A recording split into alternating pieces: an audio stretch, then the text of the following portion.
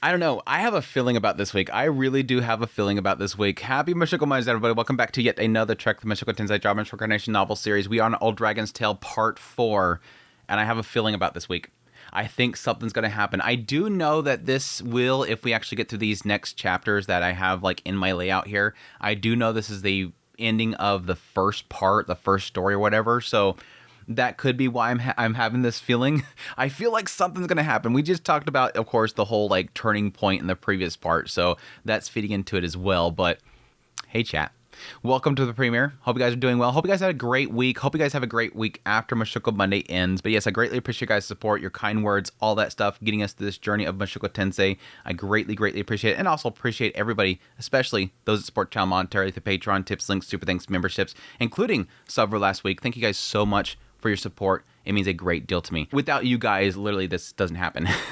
You guys' support is absolutely fantastic. But I don't even want to beat around the bush. Again, I have a feeling this week. Let's just get right into it. Chapter 9, Search. After the meeting ended, I hurried to the Dragon landing site. My destination was a hatching complex. Yeah, he's going to go straight to Doula and she's going to freak out. I needed to inform Lady Doula about the meeting's discussions and conclusions, and that I had been assigned to the task of tracking down Crystal's murderer. As Lady Doula's representative, I had subordinates now. I could have sent someone else instead, but I wanted to go myself. The hatchling complex was located on a small mountain, a short distance from the Dragon Roar Mountain. Though small, it was still taller than any other mountain in this world. Naturally, the security was extremely tight. It was one of the most important places in the Dragon world. Yeah, again, based on the fact that how long it takes for them to have these children, you know, losing whatever's in here this is thousands of years of like lives right here. Like processes and whatnot. Again, with also their mating periods and whatnot being such large gaps as well. Inside one of the private rooms, Lady Doula was waiting. Her belly was large and round, unmistakably close to giving birth, and it was equally clear that she was in the peak of her rage.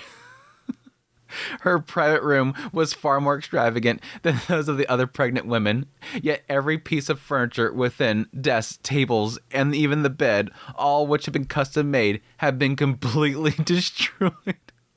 They get a little emotional. When they're pregnant, apparently. The claw marks left behind looked as if a storm had torn through the place. The dragon folk had the concept of male and female, but unlike humans, they did not have the notion of husband and wife, or marriage in general. They merely came together temporarily for the purpose of bearing offspring. That said, once a child was born, it was common for one to develop special feelings for their mate. Interesting. So this implies that despite the fact that there's like a disconnection here, that it's just a process. Like having a child is literally just a transaction. We're just going to do this real quick and we'll go about our days. Now right here it's saying that once the child is born, they develop a feeling for the mate. So Doula, up until the point of giving birth, she's not going to give a crap about Crystal. But when the child is born, she'll then connect with Crystal. That's interesting. I didn't know much about Crystal, but it wasn't hard to understand. She had lost both a lover and a comrade in arms, but she hasn't had the child yet. I'm guessing this is like a lost in translation or something here. Once a child is born, it was common for them to develop feelings, but she's still...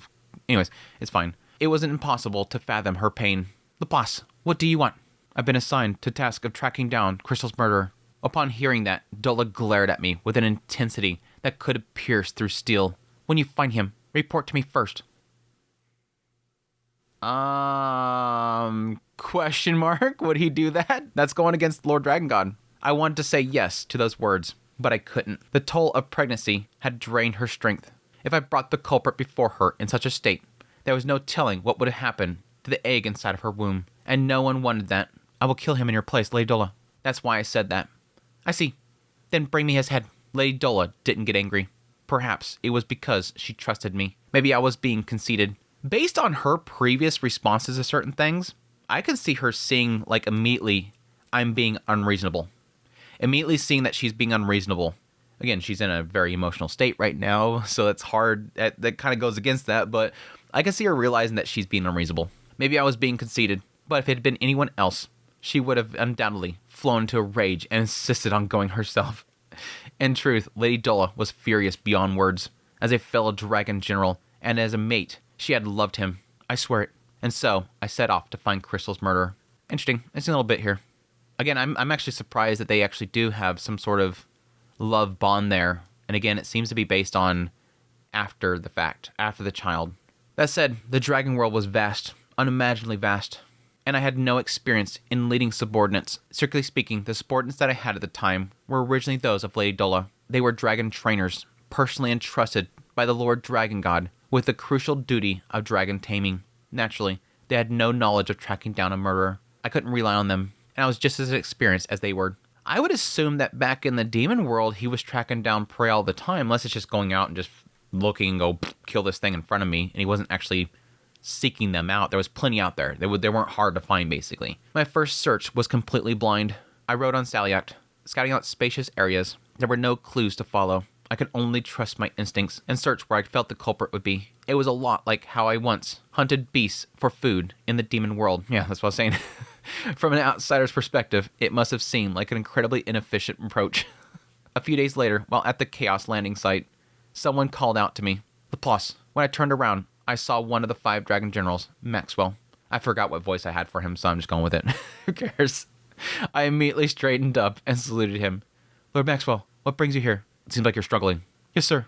Hearing those words, I stiffened my expression. I was fully aware that I had made no progress after days of searching. If things continued like that, I would just keep spinning my wheels without achieving anything. From what I can see, your search methods are sloppy. You won't find anything that way. I had no choice but to lower my head at this remark. I understood my shortcomings, but I simply lacked knowledge of how to do it properly. I'm not here to scold you. Take these 2 with you on your mission. Behind Maxwell stood 2 burly dragon warriors. They were taller than me, broader than me, the very embodiment of dragon folk warriors. That's cool. I can see Maxwell obviously wanting to support him, whatever. I mean, the decision was made that Lelas takes it over, but it's going to be obvious that all these individuals want to be involved. They all want to be involved in some way. There was a statement made there in that meeting, which they kind of agreed on, which is that we can't just keep sending our generals out there because they're going to knock them out one by one. We got to stay together and send something that we don't care about out there. But they still want it to be found. They still want to find the killer. So yeah, I can see them every now and then coming in and say, hey, take some of them in. Here, take some of it. Here's some tools. Here's some resources. There's still ways they can support Lelas. It's not like they have to be hands-off. This isn't a test. This isn't a trial for Lelas. This is something that they want done. Maxwell himself was small in stature, which made them even larger by comparison. They're going to keep pointing out how small Maxwell is. They're from the Dark Dragon Squad, and they specialize in tracking. Gora, Sklava, introduce yourselves. At his command, the 2 warriors shrank slightly before bowing deeply. It's an honor to meet you, Lord Lelas. Please, take us as your hands and feet to accomplish your mission. I still vividly remember their eyes. They burned with flames of vengeance. Again, these people want this done. Later, I would learn that they were from the Steel Dragon clan. Yes, that was Crystal's clan. Okay. Yeah, they probably went to Maxwell and said, please, sir, please send us with him. Let us be a part of this, please. Don't let that boss guy take it. Okay, can we go with him? Can we go with him, boss? Once, Maxwell had handpicked them from Crystal's unit. Are you certain about this? I couldn't hide my surprise at Maxwell's offer. At the time, I had barely any direct interactions with him. The 5 dragon generals were like gods in the heavens to me. I had no reason to expect his help. Yet you're like, your father is legit the god of this place. The god of them. Well, I guess it made sense. Yes, take them and get searching. With that, Maxwell turned on his heel and began walking away from the landing site. Before I realized it, I had called out from behind. What is it? Why did you entrust this to me? I was referring to what had happened during the meeting. Maxwell had sided with Solar's proposal and supported giving me the task. I told you back then, didn't I? I'm sure that there are some in the Dark Dragon Squad who are more suitable candidates than me. But if you think about it, it was a strange situation. Back then, even though I was a promising young warrior, Maxwell's subordinates specialized in hunting monsters. They were skilled not only in tracking, but also in combat. They had to be warriors stronger than me at the time. Maxwell, however, simply smiled and answered my doubts. It's a fair point. Again, I have my theories around the idea that there's some puppetry happening already. They're trying to push this whole thing of happening, trying to get him involved. But there's a side of me that also does kind of question that. Yeah, technically you gotta question, why wouldn't they just send their own men? As he's putting, there's probably plenty of them that are actually stronger than me, and they've done this before. I've just trained dragons. Why wouldn't they send somebody that specializes in hunting monsters when that's a good chance, even if they're not monsters, even if they're a demon, there's still things that they can do. Things that they can look at and observe and go, that's not monster tracks, that's a demon track, whatever. Why? In the Dark Dragon Squad, we use several of the dragons you trained. They're all wild and rough. but each one is fiercely courageous. To be honest, they've been a great help. Most tame dragons lose their fangs, so to speak. Considering that, I can vouch for the quality of her work. So it's just work? Besides, he continued, the one who was killed this time was Crystal, Doula's breeding partner. The one who wants to rampage the most right now is probably Doula, and you're the subordinate she trusts the most. So, if us, from the 5 dragon generals, can't handle this, you're the one who should. I get that. I get that logic. Again, it goes back to before, though. It's like, and he's doing it right here. Why not both? Why not both? You don't have to send your people. You can send him because you see this purpose, but you can send both. He's doing it now. The dragon generals had known Dragon General Crystal for a long time. They wouldn't hesitate to lend their strength for revenge. Unlike the human world today, there was no power struggle amongst the 5 dragon generals. It's also a really important thing. I mean, that we know of, right? I mean, he's saying, to be fair, right now, Laplace is telling the story. He's saying that there was no power struggle. So this kind of confirms the idea that there's a potentially that this is confirming that this is not an act between them. That, Maxwell didn't have Crystal killed. This is implying there's no struggles between these 5 dragon generals. It's an interesting note there. Find Crystal's killer, no matter what.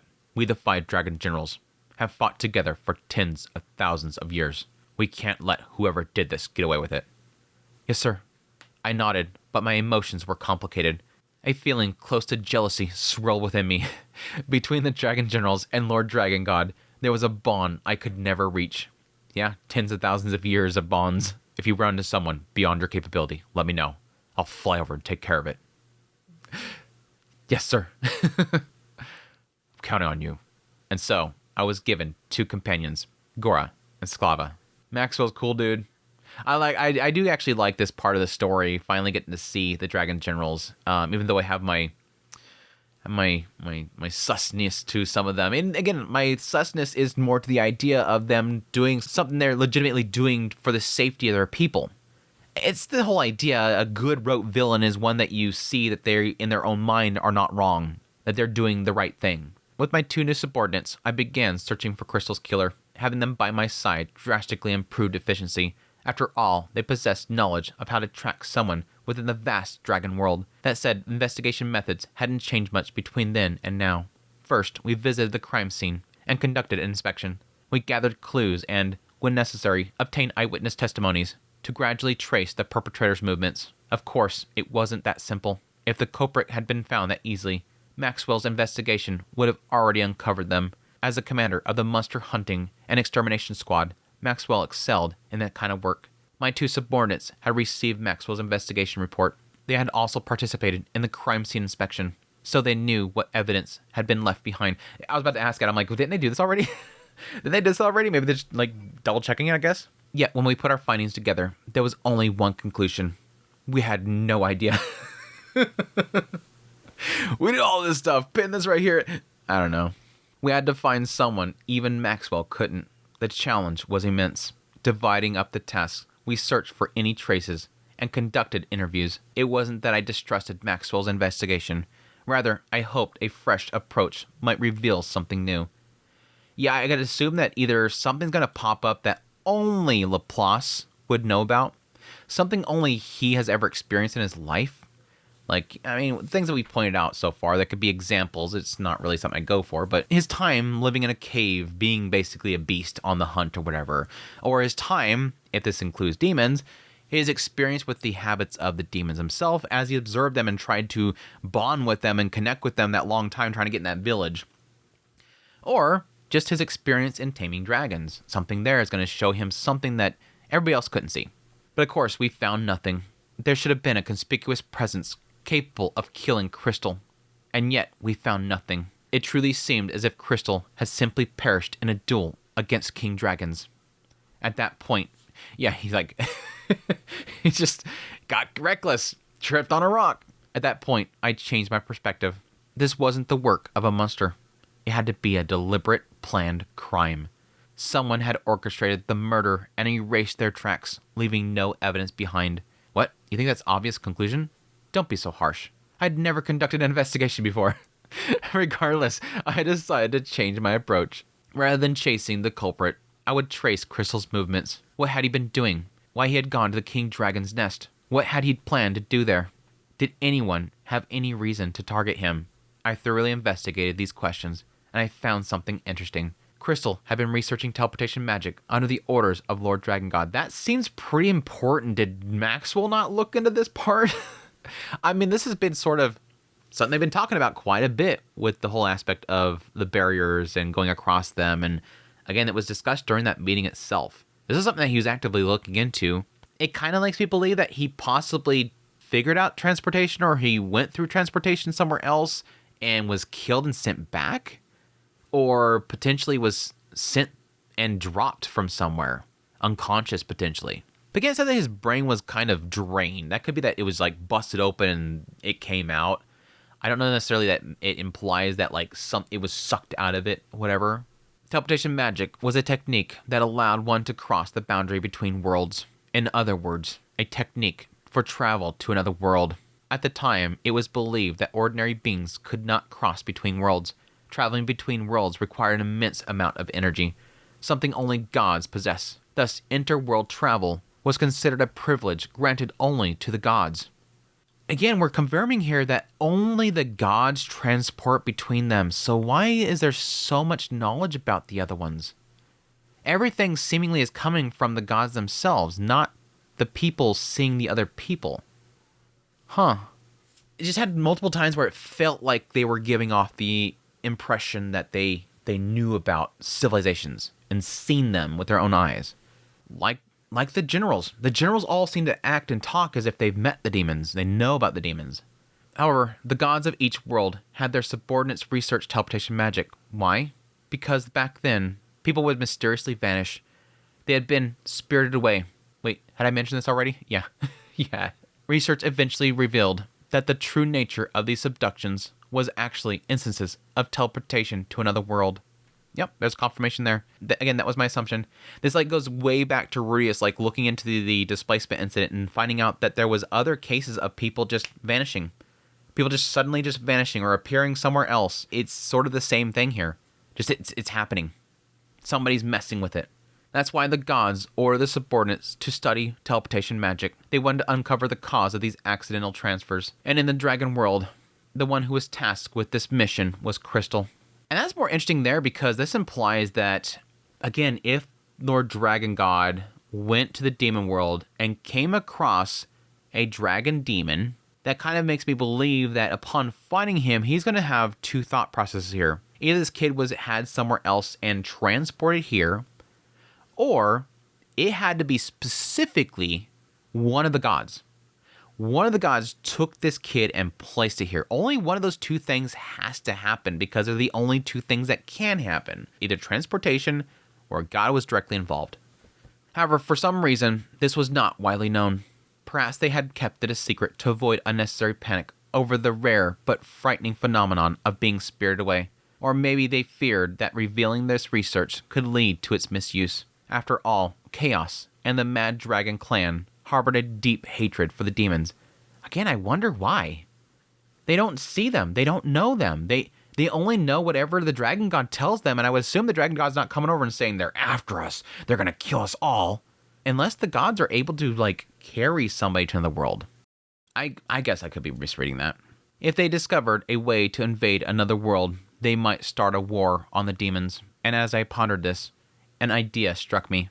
What if Chaos had killed Crystal? I mean, there's a chance.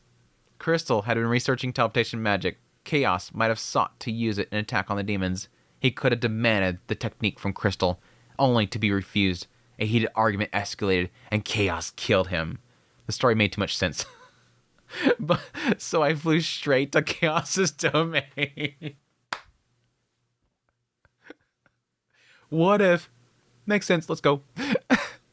Chaos's workshop was located at the far western edge of the land. I remembered it being much hotter than Chaos, as it was close to a volcanic zone. Does it spew downwards? Does a volcano erupt downwards? It just pours? Or is it shooting out the base of it? The workshop produced weapons using high quality. These are the important questions, by the way. The workshop produced weapons using high quality materials sourced from dragons and precious minerals from the mountains. Swords, spears, shields, and armors. Though the dragon folk primarily fought using their claws, they didn't always fight barehanded. Sometimes such weapons are used to challenge powerful foes. Chaos's armaments were likely designed with the assumption that they would be used to fight other races. Yes, for example, demons. Again, dude's like ready to go. He wanted to go. I don't know, it feels like they're overplaying this. Like this is Laplace's mind just running with this idea that Chaos badly wants to kill the demons, and it's all for the sake of creating this narrative that he's doing it. Laplace, have you found anything? We're currently investigating. I see. Well, you need a rest too. Take it easy for now. Despite my deep suspicions, Chaos welcomed me warmly, even though, during the meeting, he had glared at me, a half-dragon, half-demon. Rather than treating me coldly, Chaos allowed me to see every corner of the workshop. Lord Chaos, may I ask you some questions? If that's okay with you.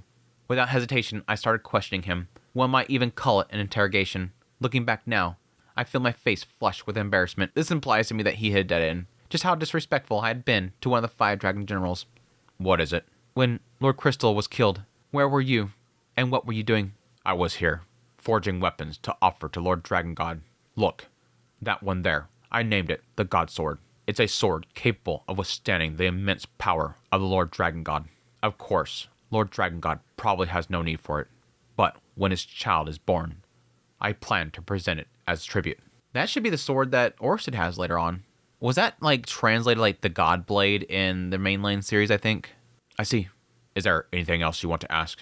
Now that I think about it, my actions clearly showed I suspected Chaos. And yet, Chaos never complained. Not once did he show his displeasure. As if to say, if it's necessary for the investigation, yeah, I will gladly cooperate. He openly shared everything with me, even information that was likely classified. And in the end, he said this, Laplace, if you need anything, just say the word. During the meeting, I let my emotions take over, and I spoke harshly. But I never doubted your loyalty to Lord Dragon God. Forgive me. Finally, Chaos said that and patted me on the shoulder. These dragon generals are cool. I like them. I wish we get some more stories around them. We must avenge Crystal. If this task proves too much for you, come to me. I'll help you.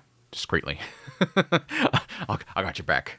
Just don't tell anybody. I was ashamed of myself. I had forgotten the anger Chaos had displayed in the meeting. My suspicion had been an insult to the very pride and camaraderie of the 5 dragon generals. I swear it. With those final words, I bowed deeply and left. From then on, I traveled all over.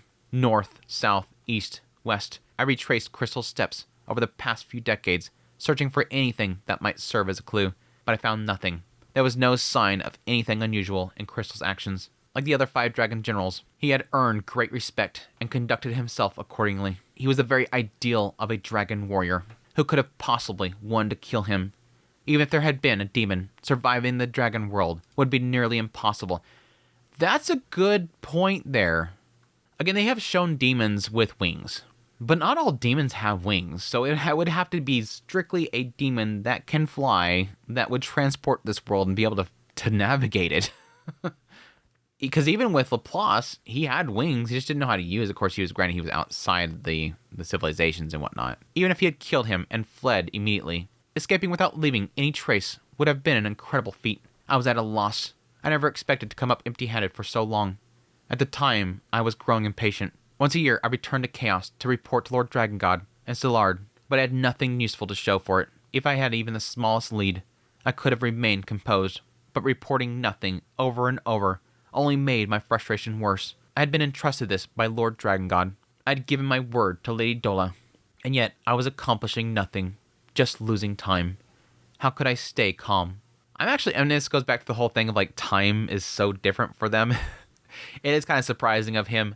Again, years. Once a year, I'm returning back to Chaos and I'm reporting nothing. A year goes by and he comes back and nothing. Like, we're not talking about 24 hours later, 48 hours later in an investigation, which is like the crucial moments of investigating a murder or whatever. We're talking years. They're not bothered, seemingly. He keeps going out and doing more. They're like, okay, cool, nothing. All right. carry on. Their sense of time is so weird. I searched the entire dragon world like a madman. I ventured into dangerous places, desperate for any clue. A red dragon's nest, a blue dragon's nest, a black dragon's nest, a king dragon's nest, an earth dragon's nest. I went to all kinds of places, investigated every lead. I slaughtered any dragon that got in my way. Riding on Salyact, I scoured the dragon world with my 2 subordinates. I must have looked possessed. After 10 years of investigation. You didn't have to say how long it took, Lelas. You didn't have to say how long it took.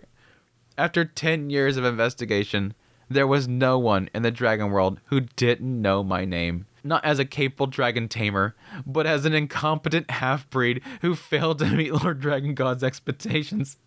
It's the investigator. He's back after 10 years. He's still investigating. Look, it's the investigator. Look at him go. Look, it's 10 years now. He's still going at it. He's going back in. It's 10 years later. Oh, guys, I'm sorry. The time thing is so funny to me. I'm sorry. It was a humiliating reputation, but I accepted it because it was the truth. I couldn't fulfill Lord Dragon God's expectations. I couldn't avenge the 5 dragon generals, but I didn't care about my own humiliation. I just wanted to meet Lord Dragon God's expectations. I wanted to bring justice to the 5 dragon generals. That was all that mattered. Yeah, in the end. For days, I flew without rest. I searched. I investigated. Day after day, night after night. Salyact endured it all alongside me. But one day, at last, exhaustion caught up to us. We stopped to rest in one of the countless caves scattered throughout the dragon world. That night, I curled up against Salyact's tail, staring at the flickering flames of the campfire. I watched them dance. Without moving a muscle, I was exhausted. So were my 2 subordinates. We never spoke of giving up, but the thought weighed on all of us. Perhaps there was simply nothing left to find. Even Salyact, despite not understanding our words, seemed drained. And then, it happened. Oh, I remember it well. How could I ever forget? There's no way I could forget that moment. It was that very night my 2 subordinates had fallen asleep. I was dozing off, wrapped up in Salyact's tail. It was our first encounter. Ah, if only I had been stronger back then. If only I could return to that moment. Is this it? This seems like a massive regret moment. This has to be the man god. He's meeting somebody for the first time, and he's something that, again, this is a story being told by Lelas right now, later, after everything goes down. If I could return to that moment. No, even then, nothing would have changed. Back then, he had been quite careless, but he was still cautious. Even if I had suddenly bared my fangs, he would have slipped away effortlessly. But still, it's frustrating. He had been right there, within my reach. Ah, how frustrating. Forgive me. It seems I have gotten a little too worked up. I need to calm down. This is just an old story. No matter how much I recall it, the past cannot be changed. Yes, it was at the entrance of the cave that he appeared. So not in a white room, if that is the case. I can still clearly remember the first words he said. Hey!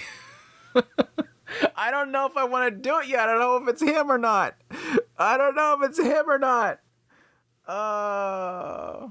Hey, I'm going to do it anyways.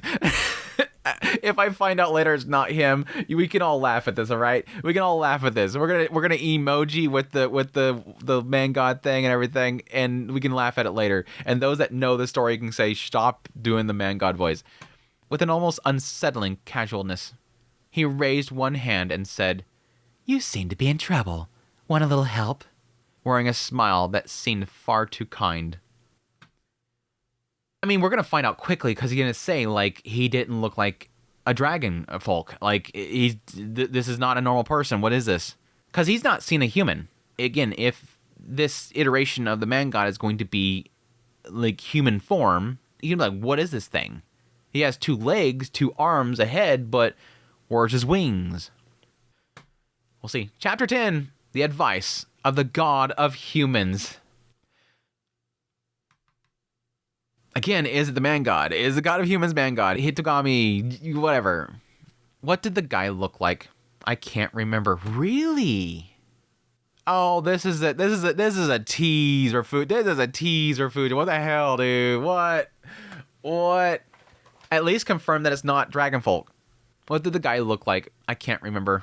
I do recall the smile on his face, but his actual features escape me. But I can't remember his face at all. But I know for certain that he was there. A man with a face that left no impression stood before me. And that's the thing too, because technically with the man god, it was like he was a mosaic, like you couldn't really see. So this kind of matches up. The question mark is the man god there? Or this being, are they actually there? Or is it like the man god where it was more like with Geese, because with Rudius was going to the barren lands. Whereas like Geese, it made the impression that the man god came to him. He was talking to him in the room. It was shocking. I hadn't sensed his presence at all. Even Salyak, with his massive frame, had risen to his feet and was growling and warning at the intruder. Yeah, he's there. My two subordinates were also staring at him, wide-eyed in astonishment. Everybody's looking at him. Who are you? Me? I'm the human god. The god of the human world. Just coming out and saying it.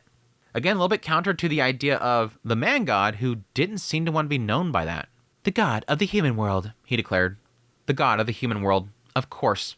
I was well aware that 6 gods existed in this world. I'd also heard about the human god from Lord Dragon God.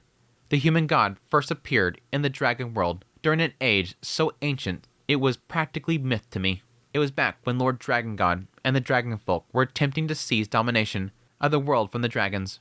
At that time, the human god arrived in the dragon world and made a proposal to Lord Dragon God, a conference between the gods, a gathering for exchanging knowledge and information. The human world had most advanced civilization of all the worlds. Amongst the 6 worlds, humans had the shortest lifespans, but precisely because of that, their civilization developed at a rapid pace. They frequently produced exceptional individuals and groundbreaking techniques. Yeah. This checks with the concept of individuals seeking to have, longer lives, and sort of that counter storytelling of what brings with that is the idea of not desiring to push forward. You have longer lifespans, thus you take more time doing things because time is not a problem. Your mortality isn't weighing upon you. Your desire to leave some sort of legacy isn't always, weighing on you and all that kind of stuff. The humans have to fight. The humans, their lives are progressing so fast. They're maturing quicker. They're learning and getting jobs quicker. Whereas dragon folks are spending years of their life trying to figure out how to fly. They're spending decades being pregnant. Thus, the knowledge the human gods shared in these meetings proved invaluable to all worlds. It was in this first conference, held in the human world, that Lord Dragon God learned about the existence of words and writing. The dragon folk, who had neither language nor script, had their first taste of civilization, thanks to the human god. But that wasn't all. The human god generously shared knowledge that had been useful in his world. How to build cities, how to manage large groups of people, strategies for fighting and formations, and even the concept of livestock. None of these were ideas the dragon folk would have conceived on their own. Thus, Lord Dragon God placed great trust in the human god. He respected him as a leader amongst the gods. Which again, if this leads to the whole idea of, the man god that we know, something has to happen. I mean, it can come down to the idea of seeing that there's some sort of...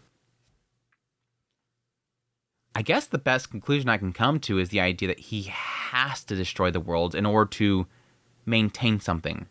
It could be that he becomes skewed in the head. Something messes him up, breaks him in some way, or he sees something in the future that is going to be destructive and even more worse than what he ends up doing. But something has to lead him to going from being very useful to all the worlds and being an asset to everybody and being seen as a leader amongst them and helping everybody flourish to, I gotta destroy everything.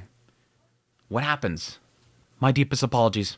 And so, I immediately straightened up my posture. I stood up and prepared to bow with the utmost respect. I couldn't afford to show the slightest respect to someone on equal footing, or perhaps even superior to Lord Dragon God. Oh, no, there's no need for that, the human god said, casually placing a hand on my shoulder and nudging me to sit back down. I just stopped by because I have a small errand for the Dragon God. What had this man come here for? Just as that thought crossed my mind, as if he was reading it, he continued speaking. I hear you're searching for the one who killed one of the 5 dragon generals. How do you know about that? I just told you, didn't I? I had business with the Dragon God. Your name came up. He's terribly, terribly worried about you. I'm sorry, I'm getting the twisted part in there already. Those words pierced my heart. For years, I had made no progress, and it weighed heavily on me. Hearing that he wasn't angry, but rather concerned, nearly tore me apart inside. How utterly powerless and insignificant I was. I felt like crying. That sucks. Again, this is like somebody feels like right now that he has achieved something. He has, done things that Lord Dragon God is proud of him for, and now he's, again, spending more than 10 years utterly failing at achieving anything to this first task that he's given. It sucks. And the pity's gonna eat at him too. I've known him for a long time, so if he's troubled over something, I figured I'd lend a hand. Do you know where the culprit is? I blurted the question out, but the human god only chuckled as I bit the bait. No, just like the dragon god, I'm not omniscient nor omnipotent. I don't know that much. But I do have knowledge I have gained from the other gods. For example, about a certain ability you possess. I was about to say, I thought he was going to talk about the beast folk. The beast folk have some way of tracking, but he's probably going to talk about the demon folk. An ability? Yes, as a half-blood of demon and dragon folk. You have a unique power. The human god circled around in front of me, as if savoring the moment. His face was smiling. It's solely him. It was a smile that made me feel reassured. But you should remember this. Just because someone smiles to reassure you doesn't mean that they have good intentions. People who deceive others also wear reassuring smiles. Of course, back then, I didn't understand any of that. I simply felt relieved. I trusted him. I don't really blame him either because, again, just his experience. It's not like he's ever ran into anybody that would betray him in this way. It seems like from the moment that he was brought into the dragon world, he's pretty much at the beck and call, or at least at the mercy of whatever the dragon god wants. Then he's sort of huddled up and he's trying to make some sort of place that he can now, call his cave. And it goes straight into, again, immediately respecting Doula and following Doula. Doula doesn't betray him. There's nobody he's run into so far that has any reason to betray him. Just people that may look down upon him but not want to disrespect the Lord Dragon God. This is the first time he's being taken advantage of, essentially. Tell me, have you ever been able to sense the actions of an enemy behind you? Or detected the presence of someone who isn't even there? Now that he mentioned it, I had... Are they going to get demonized? When I rose Salyact into battle against dragons, there was times when I could perceive the movements of enemies behind me. Not only that, everyone back in the demon world, I had shown glimpses of such an ability. Otherwise, surviving alone in a world filled with deadly beasts would have been impossible. That's the power of your demon eyes. Yep. Activate the power hidden in the inner part of your eyes and try to take a good, long look at the scene again. You'll eventually find something. I'm sure of it. Mana sensing? Like eye for sensing mana? The human god laughed as he slowly vanished. You will regret it. Just slowly vanishes, yeah. In reality, he simply walked out of the cave. Okay. But somehow it felt as if he disappeared. I remained rooted in place, merely watching as he left.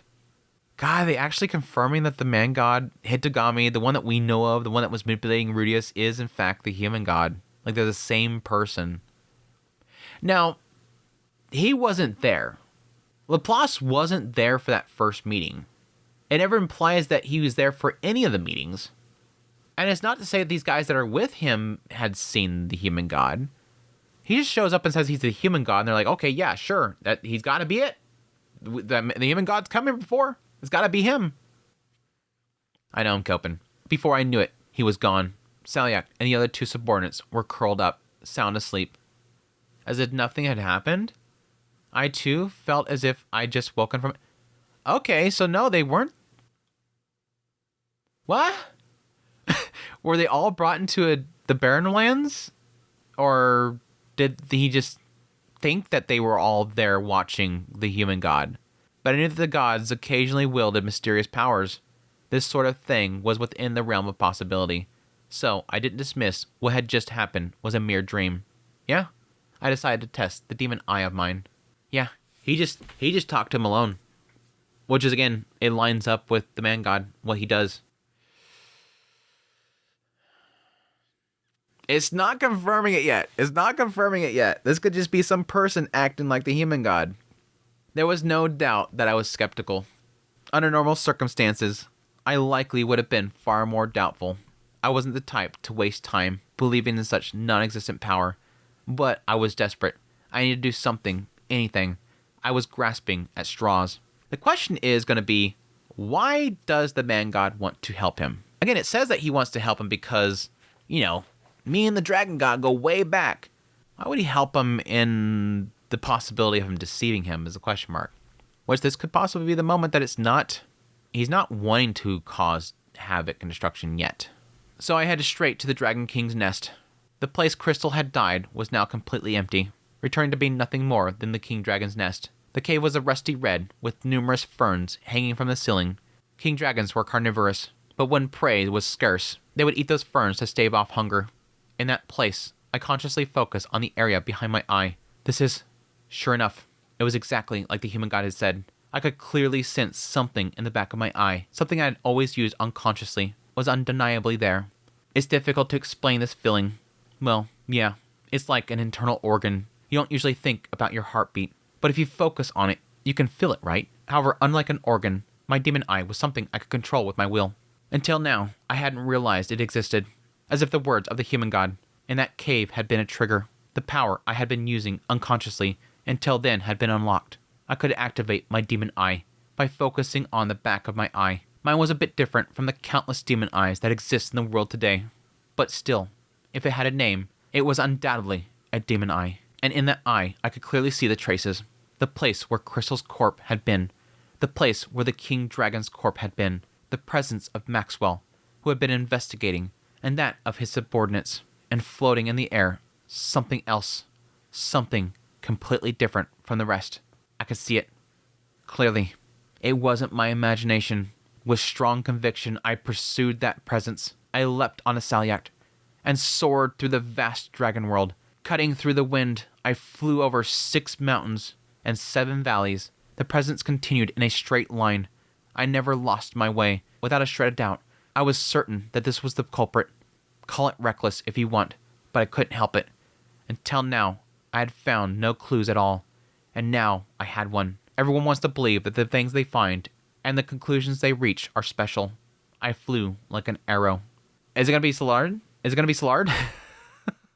Eventually, I arrived at a mountain, a nameless mountain, with no particularly distinguishing features.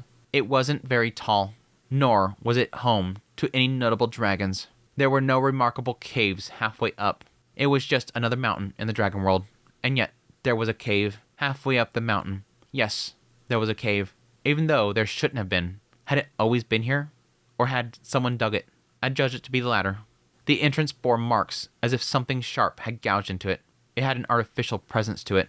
I hesitated for a few moments. The culprit behind the murder of one of the 5 dragon generals might be inside. But could I handle him? Maybe not. Wouldn't it be better to return and call for backup from one of the 5 dragon generals? But I quickly shook my head. At this point, I already felt like I had failed to achieve any results at all. Yeah, obviously this is a bad move. Like, the best option here would be go back, gather all of them together, head back over there, take them out. Essentially, if you go in there and die, they're going back to square one. They're not going to know what you found. They're not going to know that you're dead. The only way to redeem this failure was to take the culprit's head and bring it back. That's what I thought. Gora, Sklava, we're going in. Yes, sir. Leave the rear guard to me. And so, I left Salyak at the entrance, and, with my 2 subordinates, we charged inside. Looking back, I should have sent one of them to go back to Chaos to call for reinforcements from the 5 dragon generals, but they must have been thinking the same way I was. Without hesitation, they followed me. Yeah, they're going to rush in there because they don't want to lose this chance. These guys want this bad. The cave was narrow and damp. The heart green stones were covered in moss, making it seem as though no living creature had been there for a long time. But it was obvious. Someone had been there. There were traces. No, to call them traces would be an understatement. Okay, I'm already starting to think that this is going to be a demon in here, but it's going to be a plant. Like, this is something that was there and involved, but it's something that was probably planted. No, to call them traces would be an understatement. A bed made of tree branches and small lizard bones scattered about. He's here. Stay alert. Yes, sir. I was certain the culprit was here. The presence lingering around the bed was the same one as the one at the king dragon's nest. However, despite sensing his presence, I couldn't see him. Was he out at the moment? Or... At that moment, a voice rang out from behind me. I spun around instinctively, just in time to see Sklava's head twist off. His body collapsed while vomiting blood. It happened too sudden. I had let my guard down, all because I had my demon eye. What the hell's that thing? The figure darted through the darkness, lunging at Gora. I wasn't about to just stand and watch. I immediately threw myself between them, grabbed his arm, and hurled him into the solid rock wall. As light from the entrance illuminated him, his form was revealed. I was shocked. Dark skin, 4 arms. Demon. Red eyes. It was definitely not a dragon folk. It was a demon. I recognized it instantly. After all, he was from a race I had seen many times before and even admired. But what shocked me wasn't that it was a demon. It was that my demon eye couldn't see him at all. Was it due to some power or simply due to its nature? Fortunately, I was able to track his traces, his footprints, and scent, but I couldn't actually see him with my eye. Kind of going back to potentially the same stuff involved with what the Dragon God has later, or the potion. It shouted something at me. It was in the Demon God language, but I didn't understand it. I had never learned the Demon God language. Still, I could feel its hostility. This bastard is Lord Crystal and Sklava's killer. Gora, cover me. Yes. I concluded that this creature was the one who murdered Crystal. I extended my claws, infused them with dragon aura, and took my stance. Right hand forward, left hand near my chest, the same stance as Lady Doula. The demon shouted something again, but he must have quickly realized that I was ready to fight. He immediately readjusted his posture and glared at me. I slowly closed the distance, while Gora covered my blind spot. The exit was behind us. He had no way of escaping. The demon let out a cry and kicked off the ground. The battle began. It was an intense fight. He was strong. Even when I slashed him to pieces with my claws, even when I sank my fangs into his body, he regenerated and came back at me. Of course, it wasn't like I was overwhelming him either. I was struck down countless times, coughing up blood again and again. I didn't think I could win. At one point, I even considered retreating and calling for reinforcements from the 5 dragon generals. It would have been the surest and smartest choice. Lady Doula had never taught me to turn my back and run, but it would only been a temporary withdrawal to complete the mission. Still, maybe that hesitant thought was my mistake. Gora was killed. His heart was pierced right through. It was just a moment of carelessness. Yeah, I'm kind of wondering if he would be able to beat him, because again, they keep implying the fact that the dragon generals at this point are way stronger than Laplace. And presuming this thing killed him, killed Crystal, how the hell are you going to beat him? How the hell are you going to beat him? And why, if the man god thought he could beat him? It happened right before I was about to say the words, "Let's fall back." I'll never forget the look on Gora's face as he died. It was full of regret. Yeah, he wasn't able to get revenge. Having lost both my subordinates, retreating was no longer an option. I kept fighting. There was regret. I hadn't known Gora and Sklava long, but we had traveled together. You traveled for like what?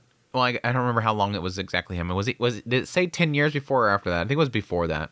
We had traveled together, shared meals, and endured hardships side by side. I had to avenge them.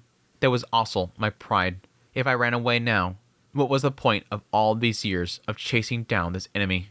But slowly, I was being cornered. I mean, think about it. How was I supposed to defeat something that seemed immortal? No matter how many times I attacked, he kept regenerating. As for me, I couldn't regenerate. Of course, I was being pushed to my limits. Even if I was stronger than him, that didn't matter. The only reason I hadn't lost yet was my immense stamina. The battle raged on for 10 days. Oh my gosh. The cave collapsed. The mountain crumbled into ruins. Yet still, there was no victor. They must be way, way away from civilization. Just places just being destroyed. It's like Dragon Ball Z, just explosions happening up in here, and everybody's over here just having their day.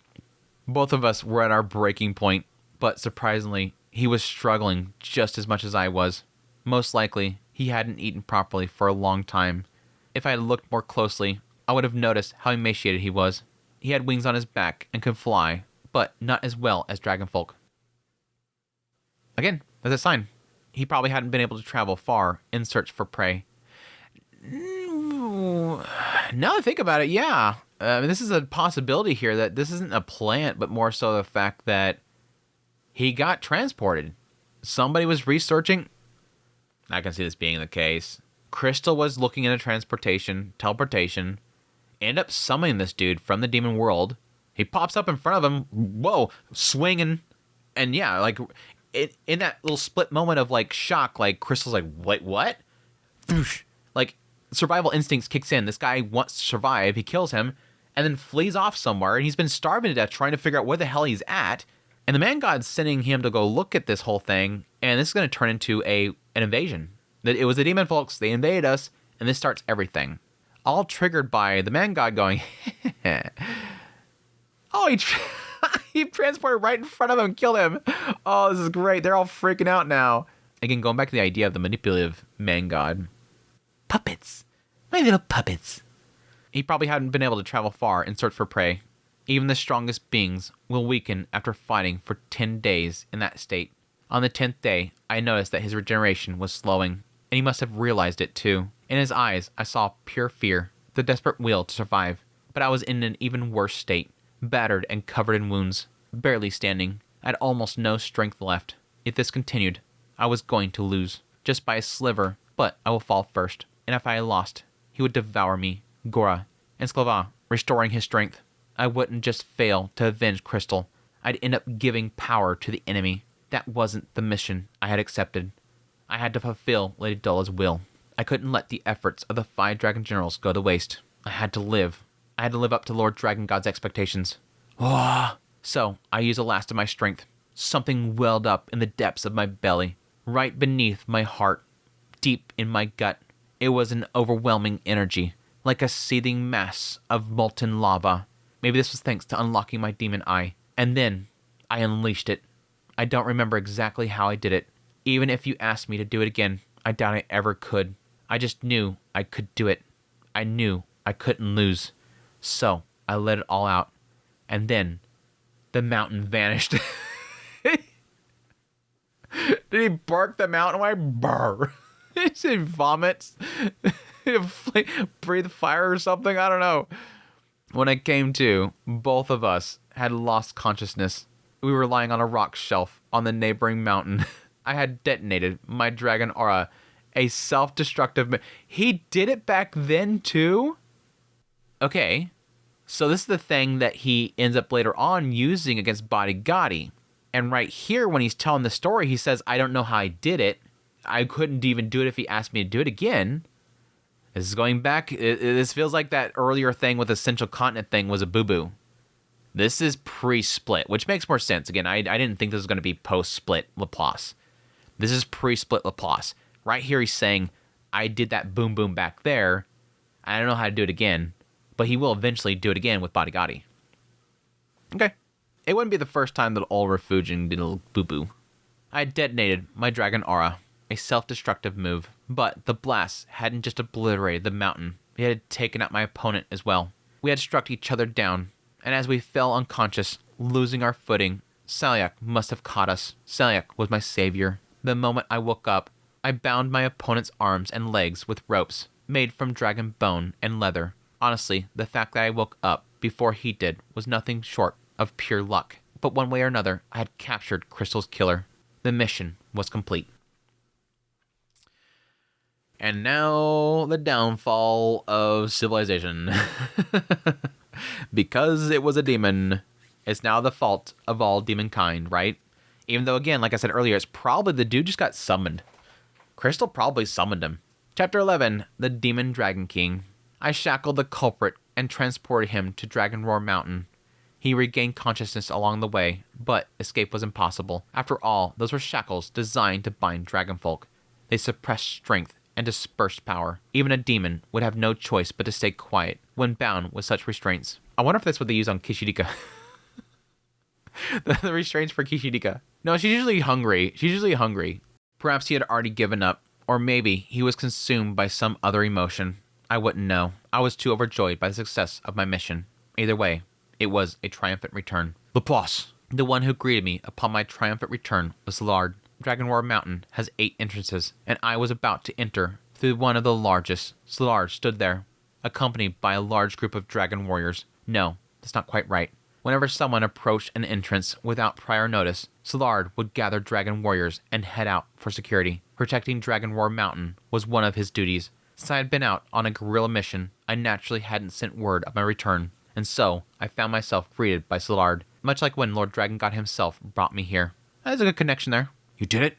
He was overwhelmed with surprise. Then he looked at me, at Saliat, and at the one I had captured. Yes, well done. He greeted me with joy on his face. It was a true welcome. The other dragon warriors, upon hearing that we had captured the one who killed one of the 5 dragon generals, erupted with celebration. I can hardly recall another time when so many dragon warriors cheered with such enthusiasm. Lelas, you have done well. Thank you, Lord Szilard. However, we still don't know how this one entered the dragon world, or how he managed to kill Lord Crystal. I was certain he was the culprit. I'm actually surprised that he said that. Thank you. We're not just completely, assuming this case. Now, he was saying it earlier, this is the culprit. This is the guy. I gotta take him down. This is the one. He did this. But even right here, he's going, okay, let's take a step back. We don't even know how he got here or how he did it, if this is the case. Assuming this guy did it by himself could allow you to leave another culprit out there. If you assume this guy did it on his own and there was another culprit, you're gonna let them loose. I was certain he was a culprit, but when I thought about it, there was no definitive proof, no evidence that he was the one. As that realization set in, my words faltered. I returned in triumph, but what if I brought back someone completely unrelated? Though rare, transportation incidents happen, not just in the dragon world, but in other worlds as well. What if the one I attacked was nothing more than a victim of such an incident? I see. Ah, that's right. You can only speak in Dragon God language, can't you? Very well. I shall conduct an interrogation myself. Okay, my assumption then was going to be okay, well, maybe the Dragon God can actually speak their language, and he can just ask them, hey, why the hell are you here? What happened? They're implying that Szilard can do it too? Please do. I handed him over with a nervous heart. I had spent so much time and effort. I even ended up blowing up an entire mountain, all just to capture this one individual. What if, after all that, he was the wrong person? But I was exhausted. Even without proof, I was convinced he was the one, and I was relieved to entrust him to someone I could trust. Honestly, though, it's embarrassing to admit, I just wanted to go home and rest. For now, the mission was complete. If he wasn't the right one, then so be it. I just wanted to sleep. Yeah, you also got to bring the head to Doula. Don't forget, you got to bring the head to Doula. And so, the man was taken away by the dragon warriors. His face was filled with nothing but anxiety. I almost thought he was looking to me for help. Wait, you're closer to me. You're a demon like me. Please, hold on, let me with them. Perhaps in the midst of battle, a bond had been formed between us. I didn't feel that way. But there was demons who forged friendships through battles. And that was the last time I ever saw him. Why? For 3 days and 3 nights, I slept. When I woke, I ate. Food always tastes better when eaten by Lady Lunaria's side. Or perhaps it was because it was a meal after a mission accomplished. Afterward, I first went to see Maxwell. He was in the Dragon War Mountain training grounds, searching for promising young recruits. I told him that I had captured the culprit, and at the same time, that I had lost valuable subordinates. He responded by patting my shoulder and saying, I see, but if you complete your mission, then they can rest in peace. Yeah, I mean, that was that look of sadness that the guy had. Look of regret. I didn't achieve this goal. Next. I went to see Lady Doula. Honestly, I expected to be scolded and yelled at. She had ordered me to bring back the culprit's head, but I had failed to do so. The culprit's head remained attached to his body when I handed him over to Szilard. With anxiety and resolve in my heart, I stepped into Lady Doula's chamber, and I was shocked. Her stomach had shrunk significantly. She had successfully laid her egg. Okay, she's gonna be less emotional at least. She was as calm as a still ocean. Perhaps because the birth had already passed, I walked over and bowed deeply. The aftermath of your battle reached even here. Lady Doula said it with a quiet voice. I immediately knew you were fighting. Perhaps that's why I suddenly went into labor. Her body's like, get this done. I gotta get over there. I gotta get over there. Get this thing out of here. As she spoke, she gently stroked the egg beside her.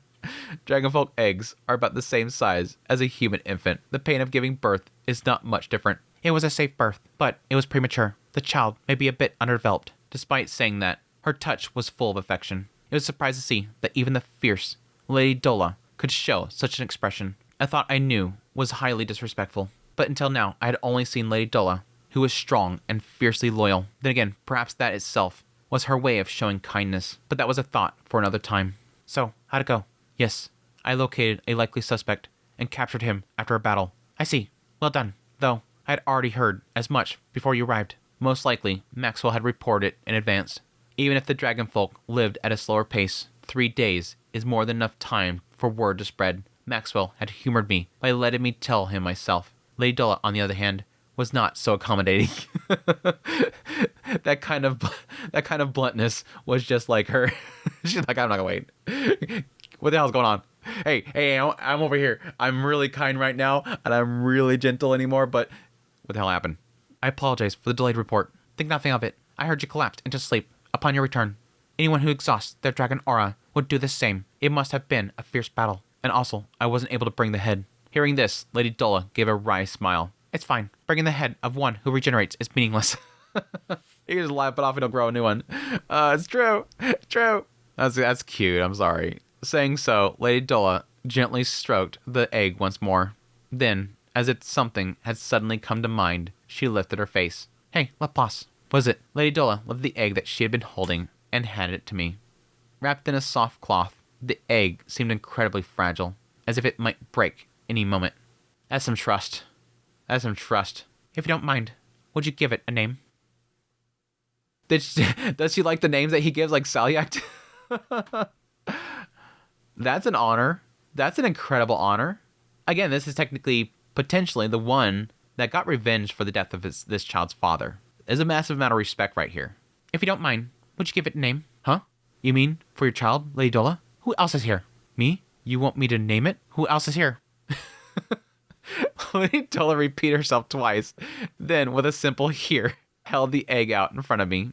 I thought that rather than asking someone like me, it would make more sense to have one of the 5 dragon generals, or even Lord Dragon God, name it. I hesitated to take it.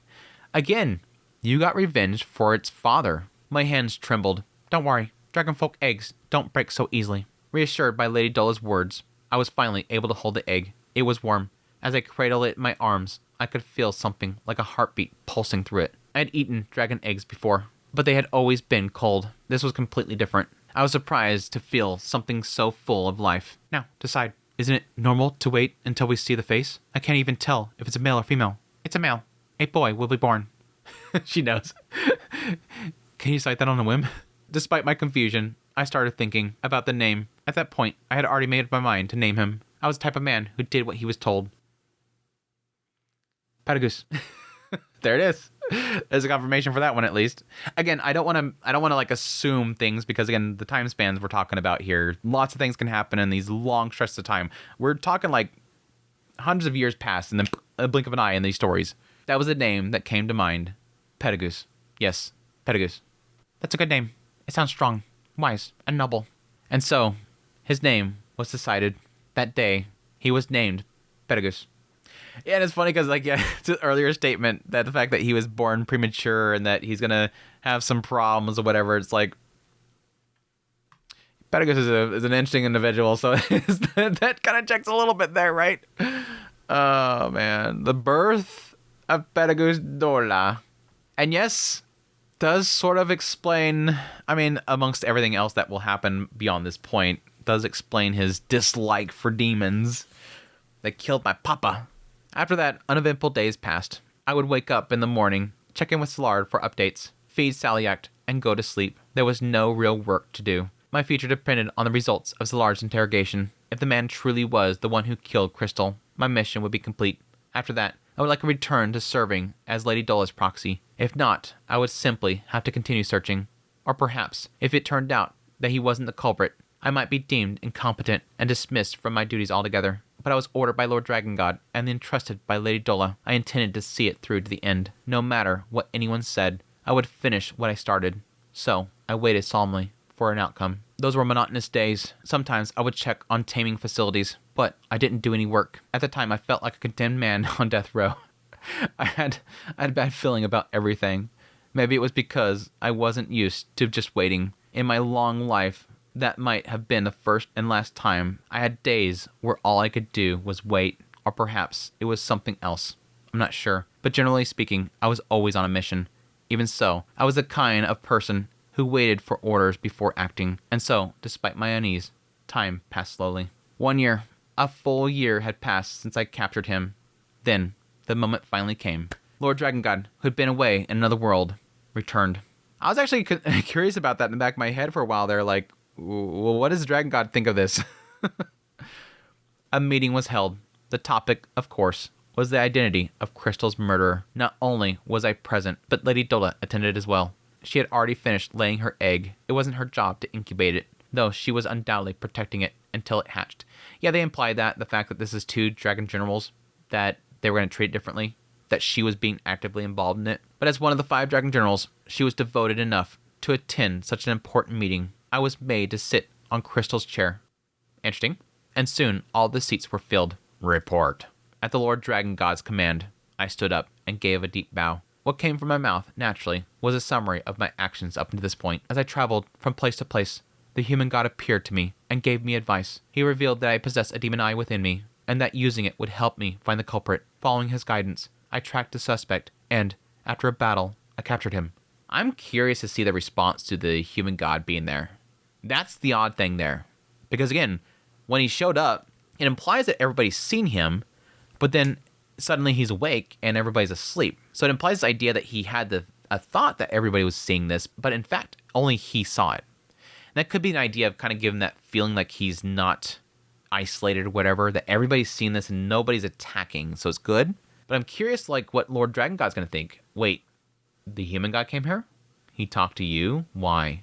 And again, to what the human god said, that it seemed to imply that they were in talks. I kept my report as concise as possible. The more I talked, the more I wasted everyone's valuable time. I see. So the human god gave you guidance. At my words, Lord Dragon God smiled. I know he's not going to do it, but I was like, ask him what he looks like. Can you ask him what he looks like? Can you describe him to make sure that's the same guy here? At my words, Lord Dragon God smiled. That showed just how much trust he placed in the human god. I escorted that suspect to Dragongore Mountain and left the rest to Lord Szilard.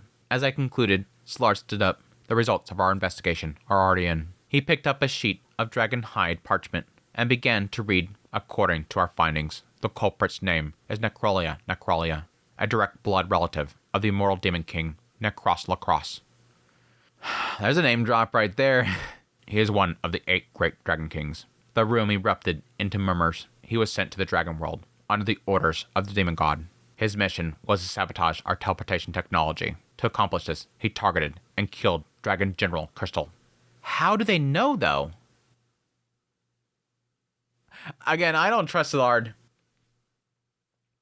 I know I'm probably getting too stuck on the idea that his guy's sus, but how would they know? How do they know they have teleportation? I mean, there's a sense here that everybody's kind of dabbling in it. So don't get me wrong here, but how would they know Crystal? How would this guy know where they're at? How'd the guy get there? Like, I think Crystal accidentally summoned him. I'm stuck on that. Slard's covering something, I think. However, he was unable to return due to unforeseen issues with his escape method. As a result, he was forced to remain in this world, erasing his traces and staying in hiding. At least, that's what he said. Yeah, why would he say that, though? Why would he admit this? Does he want to start a war? The first to explode in rage was Chaos. Unforgivable. Chaos slammed his fist in the table. A thunderous sound echoed throughout the room, but the table did not break. He must have held back. What have we done to the demons? If they had a complaint, they should have fought us head on. Instead, they resort to an assassination. Chaos was visibly, unmistakably enraged. He was absolutely furious. I felt the same way. I didn't show it as openly as Chaos did, but a storm of hatred swirled inside me for that man. This is war. We march into the demon world and make those demon kings pay. Chaos insisted, but the other 3 were surprisingly calm. Szilard, is the guy still alive? It was Maxwell who asked. His eyes were sharp and steady, but he wasn't as blinded by rage as Chaos. I killed him. He was so shameless that even I couldn't hold back. Nah. Nope. Because again, it gave an impression, I think, when he went to go fight him, the guy was like a little bit off and tired and all that kind of stuff. It kind of gives a sense this guy was probably trying to communicate to him. And it was probably like, hey, dude, you're a demon like me. Can you help me out here, dude? I don't know, dude. Lady Doula remained silent, but the killing intent radiated from her no less than chaos. It was the kind of fury that made you feel like approaching her would get you killed. Doula, you're stealing too, aren't you? The demons did this. Chaos, be quiet. I feel the same as you. No, I'm sure your anger burns even stronger than mine. At those words, Chaos fell silent. Lady Doula's fury at that moment was so overwhelming that even Chaos had to concede. It felt as if the slightest provocation would set off an explosion. Solar looked at us all and spoke. Lord Dragon God, our will is unified. Let us invade the demon world immediately. Yeah. Again, I think it's an aspect of wanting to protect the people. It's a good thing, but I think this is just it's an excuse. He's creating an excuse and make them pay for the foolishness of taking one of the 5 dragon generals. However, Lord Dragon God was a wise ruler. No, perhaps it would be more accurate to say he was troubled. He pressed a hand on his mouth, thinking deeply, deeply. Something in this conversation must have bothered him, something beyond the grasp of a fool like me. No, perhaps it wasn't a matter of intelligence. The 5 dragon generals simply knew too little about the demons, and Lord Dragon God knew them well. Yeah, he'd been there. These individuals don't know these people. And again, the other side's having this problem too. Lord Dragon God's having the same problem right now that they're currently having. My people think they're attacking them, and the demons think that we're wanting to attack them. He knows what's going on. The 5 dragon generals simply knew very little of the demons, and Lord Dragon God knew them well. He also knew their god, the demon god. That's why his decision was different. After a long silence, Lord Dragon God finally spoke. We will not fight. The 5 dragon generals were stunned by his conclusion. That can't be. What is there to hesitate about? If we combine our strength, they are nothing. Lord Dragon God silenced our objections with his raised hand. Then, in solemn tone, he declared, one of the 5 dragon generals, and one of the 8 great demon kings. This is a mutual loss. A mutual loss. It's a good way to kind of just stop. It's good. Eye for an eye. Let's stop and figure out what's happening here. Let's not create more death. We go over there, more death happens. It was impossible to accept. After all, the demon had attacked first, and that was why Crystal died. If I hadn't found that man, if his technique hadn't failed, then he wouldn't have been discovered, and we wouldn't be in the situation now. The dragonfolk would have mourned, and the demons would have laughed. How could we ever call that a mutual loss? If we go to war, we would not come out unscathed. The demons are not to be taken lightly. We will wait. Gah! I will handle this matter with the demon god myself. But we were his subordinates. If Lord Dragon God said so, we would have no choice but to obey. I like how level-headed he is. And again, this is a guy that's like sitting down and talking to these other gods all the time. Again, there's no sign there's some sort of issue between them. This seems to be strictly the people themselves. Understood. Everyone reluctantly accepted. Even Lady Doula, who was the very embodiment of loyalty, seemed dissatisfied with this decision. She did not openly object, though. Lord Dragon God, what is it, Soulard? Do you have an objection? No, I would never object. If it is your will, we will obey. However, if things end like this, all of Laplace's efforts for such a long time will go unrewarded. Please grant him some kind of reward. Hearing that, I was stunned. It was completely unexpected. I never needed a reward. For me, serving Lord Dragon God was a given. If anything, I wanted to apologize for how long it had taken. Again, it just seems like it tries to tell me something weird going on. It just feels weird. Stop being weird. But then I heard the other dragon generals murmuring, that's only fair. So I kept my mouth shut. It had taken time, but in the end, we had exposed the demon scheme. There was no reason to refuse. Very well. Lord Dragon God thought for a moment. Then he made a decision without hesitation. Gotta make him one of the generals. Then, Laplace, I bestow upon you the title of Demon Dragon King and a place in the 5 dragon generals. Bam! There it is. The Demon Dragon King is born. The Demon Dragon King is born, finally.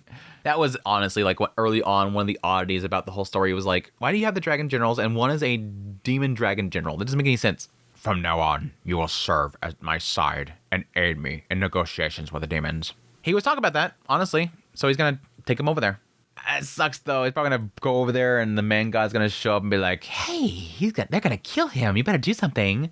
And instead of him actually creating some sort of peace over there, he's going to cause friction. What? The 5 dragon generals were shaken by this decision, but no one was more shocked than me. I was being made one of the 5 dragon generals. Even if it was a lower ranking, it was unbelievable. It wasn't even the kind of thing that should be joked about. I had no idea why Lord Dragon God had made such a decision. I'm against this. But I wasn't the one who said it.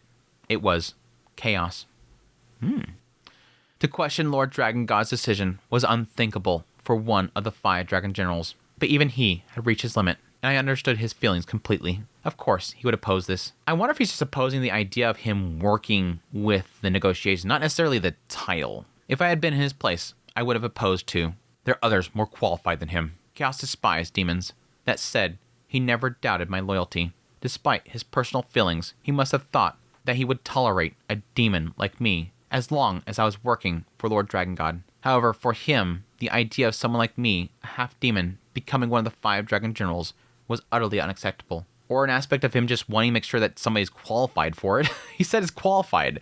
Like, again, they implied before, Laplace isn't as strong as they are, and there's people more stronger than him. The only reason that he was able to pull off taking down this guy was the fact that he blew up. He blew up! From their perspective, yes, he took down the person that assassinated Crystal, but that doesn't mean that he's powerful. Even if, at this very moment, my appointment as one of the 5 dragon generals would aid in a peace negotiations with the demons. Even so, he couldn't stand the idea of treating someone with the blood of the very demons who killed Crystal as a special existence amongst the dragonfolk. I can see that. I can see that.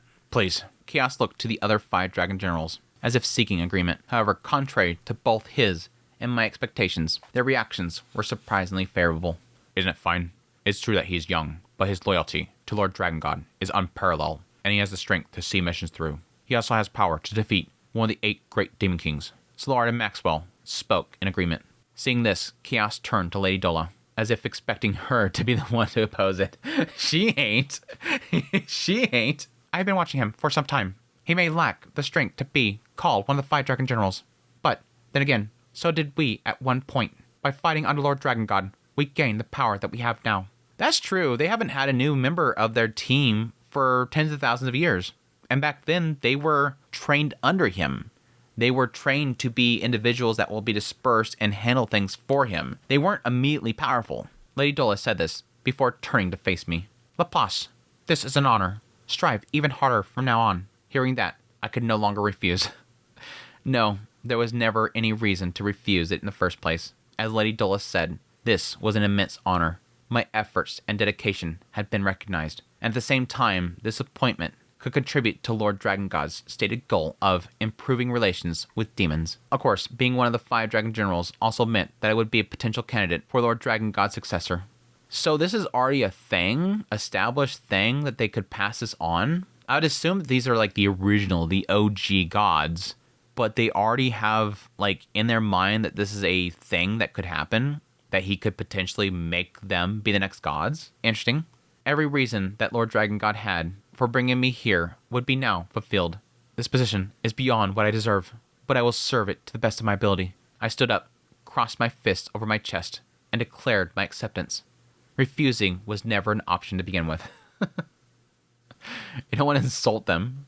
And with that, I became one of the 5 dragon generals, the Demon Dragon King, Laplace. With that, Laplace let out a small sigh. His expression was difficult to read, something between regret and lingering attachment. Seeing his face, Rosalina felt a sense of unease. She wanted to learn more about Laplace, to have him speak freely, but now she wondered if she was prying into something that she shouldn't. I mean, to learn the most about people, you have to learn about their hurts, their pains, the things they've gone through in their lives. The things that truly mold you are, in a lot of cases, going to be the biggest tragedies. And in a lot of cases, it takes some time before you get to know them, and they're able to open up to that stuff, to show you the sides that they're really hurting in, to show the sides that they're very vulnerable in. And I think that's the moment that when I meet people and I get to know them, when they reveal those pains, I'm very careful about how to navigate it, because it's like, wow, you're actually open up to me about that. That shows to me that you trust that I'm not going to exploit it. Perhaps she was forcing him to talk about something he didn't want to. Lord Laplace, did you not want to become one of the 5 dragon generals? No, that's not it. If I had truly not wanted it, I would have refused, even at the risk of angering Lord Dragon God. But looking back now, I still think it was a position too grand for someone like me at the time. Though, of course. Why is that? You defeated the one who killed one of the 5 dragon generals, and your strength was acknowledged, wasn't it? That's true. But strength alone isn't enough to become one of the 5 dragon generals. It shouldn't be. Yeah. You also have to have, like, patience, knowledge, mental fortitude. Laplace's words were vague, and Rosalina couldn't quite understand. To her, Laplace was like a god. He was far more than just a man of strength. If anything, he was someone truly worthy of standing above others. Yeah, but thousands of years have passed at this point. Lord Laplace is an amazing man. You saved me. Really? Yes, you rescued me, Master, despite being a cursed child. I am alive today only because of you. I don't know about the other 5 dragon generals, but I can say for certainty that there's no one more deserving of that title than you, Master. I'm sure of it. Rosalina had been born in a simple elven village. However, Rosalina was no ordinary child. Her mana was more overwhelmingly greater than that of others. Since she was young, her power had repeatedly gone out of control, destroying her village and even killing its people. As a result, she was cast out, abandoned in a remote corner of a great forest. She cried alone. She did not have the strength to survive on her own. All that awaited her was death at the hand of monsters. And the one who found her was none other than Laplace, of course. He uncovered the secret of her body, implanted a magic circle within her, and suppressed her overflowing mana. Thanks to him, Rosalina was able to live in peace. It sounds very familiar to Elise, or maybe it's a similar situation. Being a cursed child, with Elise, it was due to the fact that she got displaced or moved or transported. A similar situation as Zenith was placed inside of a crystal, and that her mana was warped because of that, and that made her have this thing that she has to do in order to create the crystals and get rid of them, whatever. It's like part of her life. Like if she doesn't do it, it hurts her. With this individual, there's talk about the idea that she has this mana, this overwhelming power that destroys things. In order to suppress it, he put a circle on her that is, suppressing it. I don't think this is an Elise. It could potentially be a similar situation, though. It's not saying why she's this way, just that she's a cursed child that has this problem. But again, they've implied the idea that there's a similar aspect to the cursed child and what happens with the crystal. But who knows? We might find out that Rosalina at some point gets transported into a crystal and then later found by a village. He uncovered the secrets of her body, implanted a magic circle within her, and suppressed her overflowing mana. Thanks to him, Rosalina was able to live in peace. It makes me happy to hear you say that. As the last remaining Dragon General, I want to live up to that name. Laplace spoke with a distant, fleeting look in his eyes. The last remaining Dragon General. Rosalina pondered the meaning of those words, but she couldn't understand. She didn't know, and when you don't know something, the only way to learn is to ask. Master. But she couldn't bring herself to ask. Whenever Laplace spoke of the past, he always looked pained. So far, the story had gone well. A wild child from the demon world received education, earned recognition, and became one of the Dragonfolk's leaders. There was hardly any suffering, which meant that true hardship must still be ahead. Rosalina wanted to know. Even if it was painful, she wanted to know about Laplace. But if it would cause him pain, she could endure her curiosity. Master, if there's anything you need me to do, please tell me. I will always be willing to help. I see. Then, no. Never mind. Laplace started to say something and then stopped himself. Then, with a faint smile, he shook his head. Then, I have a request. What is it? Laplace gave her a gentle smile and patted her head. Go to sleep. I need you to work again tomorrow. Get to work. Before she realized it, it was already late into the night. Rosalina had been so engrossed in the conversation that she had forgotten her fatigue. Yes, Master. Perhaps she might not be able to help him. With that lonely thought in her heart, Rosalina rose from her seat and left the room. She would return to her room and go to sleep. Laplace watched her leave, then turned towards his desk. As he recounted his story, he realized that there was one detail he had yet to write down. So, he decided to record it in the book. It was a book summarizing the most important things. It would be ideal to write down everything he knew, but there was no need to do so. So creating a book that compiled only the most crucial matters was the best solution. Laplace added a page in the book and wrote, Pedagus. It was a name that had been recorded. As he wrote it down, Laplace muttered to himself the words he refrained from saying, knowing they would bring sadness to Rosalina's face. To those who read this book, I have a request. A Dragonfolk child who doesn't know his own name will come to this world. You must tell that child his name. Foolishly, I had forgotten about this, but this too was one of my duties. That child will have white silver hair, a nameless boy. Please tell him his real name is Pedagus. Tell him you are Pedagus, son of the great armored dragon king Doula. I am writing this here so that even if I should die before my mission is complete, this knowledge will not be lost. With those words, Laplace finished writing the page. Then, he placed the book at the center of his desk, in the most prominent spot.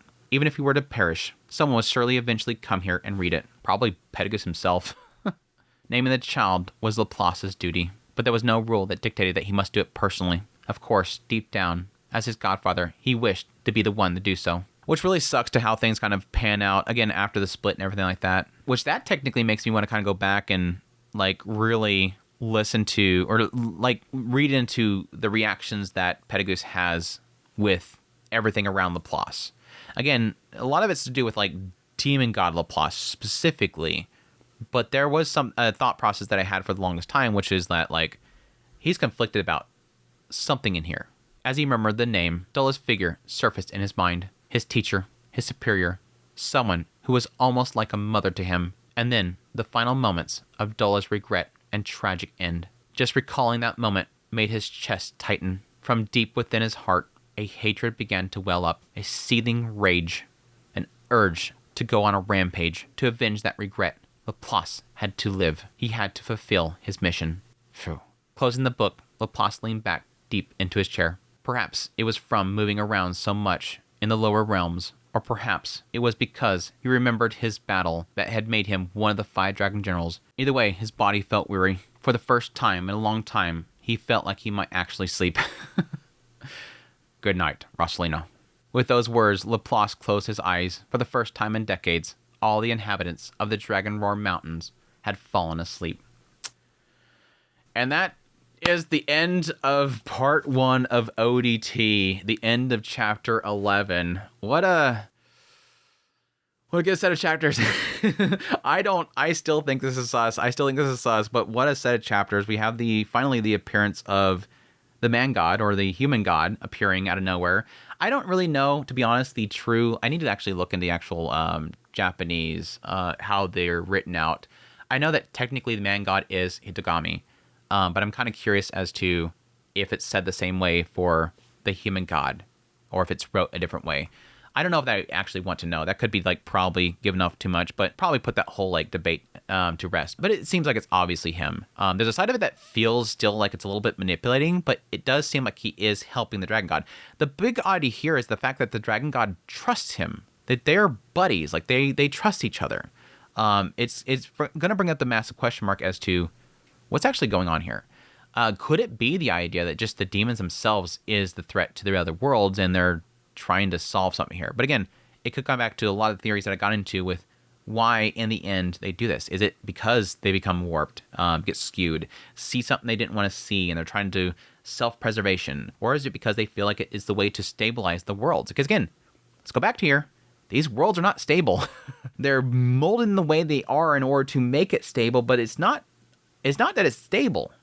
It's not well created. These worlds aren't well created. So it could be an element of self-preservation there. But either way, this whole situation with especially this demon, it feels sus. It really does feel sus. I'm not really 100% believing what came from that interrogation, that he just offed him. His arrogance, I have to off him. Sure. Get rid of him before the dragon god shows up and get some answers himself. That's the sus thing there. Like, Szilard should have waited for the dragon god to show up and ask his own questions. He's going to definitely know how to speak the language. It feels a little bit convenient that he got rid of him before the dragon god got back, but either way, sounding very interesting. Again, the birth of Pedagos Doula, that's another really big one there. Again, mentioned the idea of the moment that he is born here to give him his name, which implies to me that he was never existing in the previous world, which is also another interesting thing there. Because I think I had the feeling that he was born in the Dragonfolk world and that he came here, but he was potentially born in this world or potentially rebirth. But anyways, that's it for this Mushoku Monday. Another one that I feel like I just read and did very little kind of discussion or deep diving or anything like that, because again, it's like, it just feels like it's feeding us the story. And plus it was like a battle here that we had to kind of go through. So that's sort of the other excuse there, but hope you guys enjoyed it, chat. Did you guys enjoy it? Hope you guys did. Greatly appreciate you guys' support coming by. Thank you for dropping by for the premiere. Hey, chat. Hope you guys had fun. Hope you guys have a great rest of your week after this all ends. Of course, I also appreciate all the VOD watchers. And yes, greatly appreciate by support channel monetarily through Patreon, tips, links, super thanks, memberships. It's you guys that keeps this stuff going. But yes, until the next Mushoku Monday, y'all take care.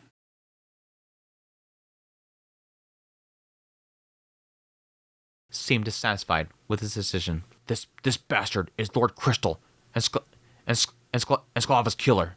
Gora. Oh, this bastard is Lord Crystal's. This bastard is Lord